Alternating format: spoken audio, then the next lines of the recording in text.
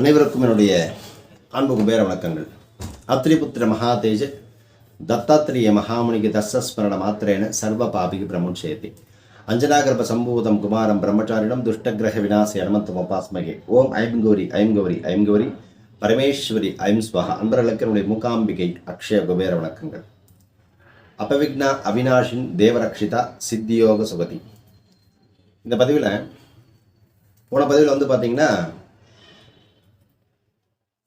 குரு பயிற்சி, நட்சத்திர பயிற்சியும் குரு பயிற்சியால் பார்த்தீங்கன்னா ஒரு 3 ராசிகளுக்கு உண்டான மாற்றத்தை பற்றி பேசியிருந்தோம். அதுக்கப்புறம் குரு பயிற்சி பலன்களை பற்றி நம்ம ஒன்றா பேசுவோம்.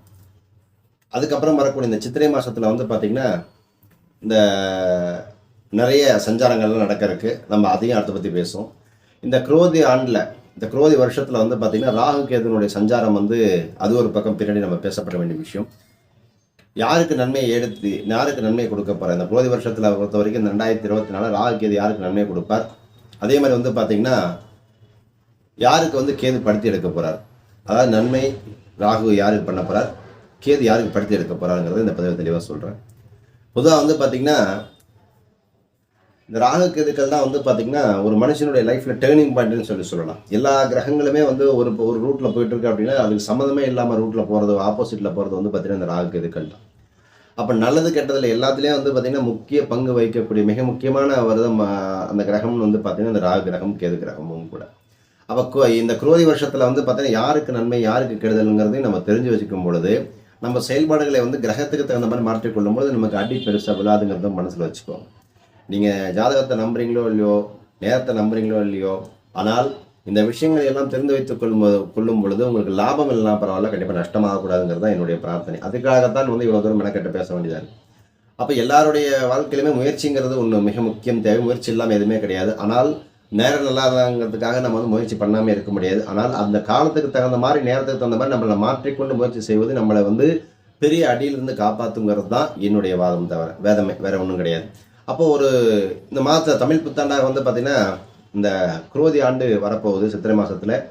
இந்த தமிழ் அனைவருக்கும் ராசி பலன்கள் பார்த்திங்கன்னா எல்லாரும் ஒரு விதமாக சொல்லிட்டு இருந்தாலும் கூட இந்த நெல் கிரகங்களான ராகு கேதுவனுடைய இயக்கம் யார் வாழ்க்கையில் எந்த விதமான மாற்றத்தை கொடுக்குது அப்படிங்கிறது இந்த பதில் சொல்கிறேன். சனியின் நட்சத்திரமான உத்திரட்டாதி நட்சத்திரத்தில் ராகு சஞ்சரிக்கக்கூடிய ஒரு காலகட்டம். செவ்வாய் பகவானுடைய அஸ்த நட்சத்திரத்தில் பார்த்திங்கன்னா கேது பயணிப்பார். தினசரி வாழ்க்கையில் நமது செயல்பாடுகளை எல்லாம் நிர்ணயிப்பதில் மிக முக்கியமான பங்கு வகிக்கக்கூடிய கிரகங்களாக ராகு கேதுக்கள் வரக்கூடிய அமைப்பு. இந்த ராகு கேதுனுடைய அமைப்பு யார் யாருக்கு எந்தெந்த மாற்றத்தை கொடுக்குங்கிறதையும் நீங்கள் தெரிஞ்சுக்கும் பொழுது நம்ம செயல்களை எல்லாம் மாற்றி அமைத்துக் கொள்ள முடியும். அப்போ மேஷம், அப்போ ராகு கேது பயிற்சி 2024 7வது வீட்டில் நடைபெறுவதனால திருமணம் ஆகாதவர்களுக்கு கண்டிப்பாக மாங்கல்ய பலம் இந்த வருஷத்தில் நடக்கும். இத்தனை நாட்களாக தடையாக இயங்கிக் கொண்டிருந்த எல்லா வேலைகள் எல்லாம், சுணக்கங்கள் எல்லாம் நீங்கி மேஷராசிக்காரர்களுக்கு இனி நல்ல ஆண்டாக இந்த தமிழ் புத்தாண்டு அமையப்போகுது மேஷராசிக்காரர்களுக்கு. அதுக்கு அடுத்த பார்த்திங்கன்னா ரிஷபத்தை பொறுத்த வரைக்கும் குரோதி ஆண்டில் ராகுக்கு எது என்ன பண்ணுவார் அப்படின்னு கேட்டிங்கன்னா வெளிநாடுகளுக்கு செல்லக்கூடிய ஒரு பாதையை அமைச்சு கொடுக்கும். நிழல் கிரகங்களால் கண்டிப்பாக உங்களுக்கு நன்மை உண்டு. கேதுனுடைய செல்வாக்கு இருப்பதனால கண்டிப்பாக போட்டித் தேர்வுகள் எல்லாம் வெற்றி பெறக்கூடிய அமைப்பு இந்த ரிஷபராசிக்காரர்களுக்கு ஏற்படுத்தி கொடுக்கும். அதுக்கடுத்தா பார்த்தீங்கன்னா மிதுனத்தை பொறுத்த வரைக்கும் என்ன அப்படின்னு கேட்டிங்கன்னா கொஞ்சம் அலைச்சல்களை ஏற்படுத்தி கொடுக்கும். ட்ராவல் நிறையா கொடுக்கும். காதல் உறவுகளில் இந்த சவால்கள் இருந்தாலும் அதெல்லாம் அந்த சவால்களை எல்லாம் மீறி நீங்கள் ஜெயிக்கக்கூடிய ஒரு காலகட்டம். மனத்தடைகளை எல்லாம் தாண்டி நீங்கள் ஜெயிக்கணும். அதை மட்டும் நீங்கள் மாற்றிக்கணும். உங்களுக்கு நீங்களே முட்டுக்கட்டை போட்டுக்கூடாதுங்கிறத மட்டும் மிதுனராசிக்காரர்கள் ஞாபகம் வச்சுக்கோங்க. கடகத்தை எடுத்தோம் அப்படின்னு கேட்டிங்கன்னா கடகராசிக்காரர்களுக்கு பார்த்தீங்கன்னா தாய் வழி சம்மந்தப்பட்ட கொஞ்சம் அந்த கிளாஷஸ், அந்த சிக்கல்கள்லாம் இருக்கிறனால கொஞ்சம் விட்டு கொடுத்து போகிறது நல்லது. இருந்தாலும் உங்கள் ஜாதகத்தில் சுக்கிரன் நிழலில் இருந்தால் கண்டிப்பாக எந்த பிரச்சனையும் வராதுங்கிற மனசில் வச்சுக்கோங்க. அடுத்ததாக பார்க்கும் பொழுது சிம்மராசிக்காரர்களுக்கு பார்த்திங்கன்னா தைரியம், மன உறுதியையும் ராகு பகவான் சஞ்சாரம் உங்களுக்கு கொடுக்கும். அதே மாதிரி உடன் பிறந்தவருடன் மோதல்களை எல்லாம் உருவாக்கக்கூடிய ஒரு அமைப்பு. அதனால் இந்த சிம்மராசிக்காரர்களை பொறுத்தவரைக்கும் கொஞ்சம் செல்ஃப் கண்ட்ரோல், கோபத்தை கட்டுப்படுத்துங்க. தெரியும் முந்திரி கட்டில் போய் முந்திரி கட்ட மாதிரி போய் நின்றுட்டு நீங்களாக போய் பிரச்சனையில் போய் மாட்டிக்காதீங்க. கொஞ்சம் நிதானத்தை கடைபிடித்தால் சிம்மராசிக்காரர்களுக்கு இந்த காலம் நல்ல காலம். இந்த 2024 தமிழ் புத்தாண்டு குரோதி வருஷம்.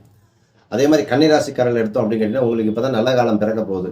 தவளை தாவாயில் கட்டுற மாதிரி நான் ஏற்கனவே கன்னிராசிகள் நிறைய தடவை சொல்லியிருப்பேன். உங்கள் வாய் தான் உங்களுக்கு பிரச்சனைங்கிற போது எதை செய்யணுமோ அதை மட்டும் செஞ்சு பேசணும். இந்த வாய் வார்த்தைகள் கூட கூர்மையான கத்தியை விட அதிகமான சேதங்களை ஏற்படுத்தி விடுங்கிறத மட்டும் மனசில் வச்சுக்கோங்க, மிக முக்கியம். அந்த ராசிக்காரில் எப்பயுமே சரி கன்னி ராசிக்காரர்களை பொறுத்த வரைக்கும் வட வட வள வள வளன்னு பேசிடுவாங்க. பேசிட்டு அப்புறம் என்ன பண்ணுவாங்க அப்படின்னு கேட்டிங்கன்னா, அதுக்கப்புறம் அப்படியே நம்ம இந்த மாதிரி பேசலாமில்ல அப்படின்னு சொல்லிட்டு சென்டிமெண்ட்டாக பேசுறதுல எந்த பிரயோஜனம் இல்லை. வார்த்தைகளில் கவனமாக இருக்க வேண்டியது கன்னி ராசிக்காரர்கள். நீங்கள் நன்றாக பேசினாலும் கூட அதை அடுத்தவங்களுக்கு பார்வையில் தப்பாக தான் போகுங்கிறதுனால கொஞ்சம் அந்த நிலக்கிரகங்கள் அந்த வாக்குஸ்தானத்தில் கொஞ்சம் கவனமாக இருங்க கன்னிராசிக்காரர்கள். துலாம் எடுத்தீங்க அப்படின்னு கேட்டிங்கன்னா, சுயநல எண்ணங்கள் கொஞ்சம் மேலே அதிகரிக்கும். என்னது நான் தான் பண்ணேன், நான் தான் செஞ்சாங்க, அந்த சுயநல எண்ணங்களை உருவாக்கி கொடுக்கும். இதில் இந்த வயதில் பார்த்திங்கன்னா இளையவர்களுக்கெல்லாம் கொஞ்சம் பரவாயில்ல என்றாலும் பார்த்திங்கன்னா, குடும்பத்தில் இருக்கிறவங்க பெரியவர்களுக்கு பார்த்திங்கன்னா கொஞ்சம் வாக்குஸ்தானத்தில் கொஞ்சம் கவனமாக இருங்க. அதே மாதிரி பார்த்திங்கன்னா குடும்பத்தினுடைய நலனை மனதில் வைத்து கொண்டு செயலாற்றுவது துலாம் ராசிக்காரர்களுக்கு நல்ல மாற்றத்தை கொடுக்கும். அதே மாதிரி விருச்சிகம் ஆன்மீகம் மற்றும் மதம் மீதான ஈர்ப்பை அதிகரித்து கொடுக்கும். இந்த கேது சஞ்சாரம் இதுக்கெல்லாம் ஒரு காரணமாக வழி அமைச்சு கொடுக்கும். சுக்கிரன் அல்லது புதன் சஞ்சாரம் உங்கள் மாற்றங்களில் கண்டிப்பாக கவனம் தேவை. அதுக்கு அடுத்ததாக பார்த்திங்கன்னா தனுசு எடுத்தோம் அப்படின்னு கேட்டிங்கன்னா, இந்த ராகு கேதுக்கள் பார்த்திங்கன்னா இந்த நன்மைகளை கொடுப்பதற்கு ஜாக்பாட்டை கொடுக்கறதுக்கு ரெடி ஆகிட்டாங்க. சுக்கிரன் சாதகமாக இணைந்தது உங்கள் ஜாதகத்தில் நல்லா இருந்துச்சு அப்படின்னா கண்டிப்பாக தரப்பட்ட கஷ்டத்துக்கெல்லாம் நல்ல மாற்றத்தை கொடுப்பாங்க. நல்ல நேரம் ஆரம்பிக்கக்கூடிய ஒரு காலகட்டம் வந்தாச்சு. அதிர்ஷ்ட காற்று உங்கள் பக்கத்தான் இனிமேல் ஆரம்பம். இத்தனை நாள் ரொம்ப பொறுமையாக இருந்ததுக்கு உங்களை நீங்கள் நன்றி சொல்லி அந்த கடவுளுக்கு நன்றி சொல்லி உங்கள் வாழ்க்கை இதுக்கு மேலே தொடங்குங்க. அதே மாதிரி விருச்சிக ராசிகள் முன்னாடி ஏற்கனவே சொல்லியிருந்தேன். இந்த விருச்சிக ராசிக்காரர்களை பொறுத்த வரைக்கும் கொஞ்சம் நிதானித்து செயல்பட்டது நல்லது. அடுத்தது மகர ராசி எடுத்தோம் அப்படின்னு கேட்டால், மகர ராசிக்காரர்களுக்கு பார்த்திங்கன்னா புத்திசாலமாக இந்த வேலை செய்யக்கூடிய அந்த என்ன சொல்கிறது அந்த எண்ணங்களை தூண்டிவிட்டக்கூடிய அந்த ராகு பார்த்திங்கன்னா குடும்பத்தில் பெரியவர்கள் இருக்காங்கள்ல, அவங்க கூட பிறந்தவங்க பெரியவங்கள்லாம் அந்த வாக்குவாதத்தை முட்டி கொடுக்கும். உங்ககிட்ட டக்குன்னு சொல்லக்கூடிய சாதாரண விஷயத்தையும் அதை போய் சண்டை போடு அப்படிங்கிற மாதிரி எண்ணத்தை ஏற்படுத்தி கொடுத்துரும். அந்த ஆக்ரோஷத்தை ஏற்படுத்தி கொடுக்கும். அதனால் அந்த விட்டு கொடுத்து போகிறதுங்கிறது ரொம்ப ரொம்ப மிக முக்கியம். அதே மாதிரி பெரியவர்கள் வாக்குவாதத்தை நீங்கள் தவிர்த்துருங்க. மனதில் தோன்றது அப்படியே நீங்கள் தயவுசெய்து பேசிட்டு அடுத்தவங்கள்ட்ட நீங்கள் இந்த கஷ்டத்தை நீங்கள் வாங்கிக்காங்க. உங்களுக்கும் மன கஷ்டம் வேண்டாம், அடுத்தவங்களுக்கு மன கஷ்டம் வேண்டாம். அடுத்தது கும்பம் ராகுகேது கும்பராசிக்காரர்களுக்கு பார்த்திங்கன்னா ஆரோக்கியத்தை கொஞ்சம் நல்லா இம்ப்ரூவ்மெண்ட் பண்ணி கொடுப்பாங்க. இந்த சஞ்சாரத்தில் தந்தை இவங்க இருக்காங்க இல்லையா, அந்த உங்கள் அப்பா அம்மா அவங்களுடைய அந்த இடைவெளி பார்த்திங்கன்னா கொஞ்சம் மட்டும் இருக்கிறதுனால கொஞ்சம் விட்டு கொடுத்து போகிறது உங்களுக்கு சகல விதத்தில் ஏற்றம். நீண்ட தூர பயணங்களுக்கெல்லாம் வாய்ப்பு உண்டு. அதுக்கடுத்து மீனம் ஆரோக்கியம் தொடர்பான சவால்களை எல்லாம் கொடுக்கக்கூடிய ராகு மற்றும் கேது சஞ்சாரம் மனதில் அமைதியை குலைக்கக்கூடியது. சுக்கிரன் மற்றும் செவ்வாய் கிரகங்களுடைய தாக்கம் பார்த்திங்கன்னா ராகு கேதுகளுக்கு நல்ல பலனை தான் கொடுக்குது.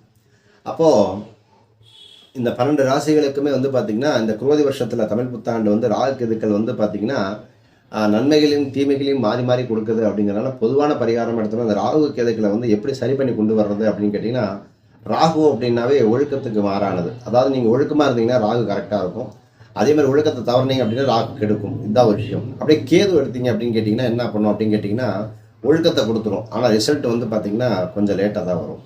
அதாவது மாற்றமான நான் எல்லாம் சாமி கும்பிட்றேன், கரெக்டாக பூஜை பண்ணுறேன், எல்லாம் செய்கிறேன், எனக்கு ரிசல்ட் வரல அப்படின்னா அது நல்லா புரிஞ்சுக்கணும். கேது உங்களை சரியான பாதையில் வழிநடத்துகிறார், ஞானத்தை கொடுக்குறார், சரியான பாதையை அமைத்து கொடுக்க போகிறார்.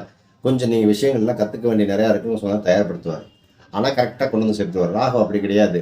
எல்லாத்தையும் கொண்டாந்து அப்படியே அட்டன் டைமில் கொண்டாந்து கொடுத்துருவார். அது எப்படி பண்ணணும்னு திங்க் பண்ணுறதுக்குள்ளே அதை காலி பண்ணி முடிச்சுவார். அதாவது 50 கோடி ரூபா பையனை கையில் பணத்தையும் கொடுத்து அது என்ன பண்ணணும் என்ன செய்யணும்னு நினைக்கிறதுக்குள்ளே அதை காலி பண்ணியும் கொடுத்துருவார். ஸோ அதனால தான் அந்த ஒழுக்கம் ரொம்ப மிக முக்கியமாக இருக்கும் பொழுது ராகு பகவான் ராகு திசையிலையும் சரி கேது திசையிலையும் பார்த்திங்கன்னா கண்டிப்பாக நல்ல மாற்றங்களை கொடுக்கக்கூடிய கிரகணாக இருக்கும்.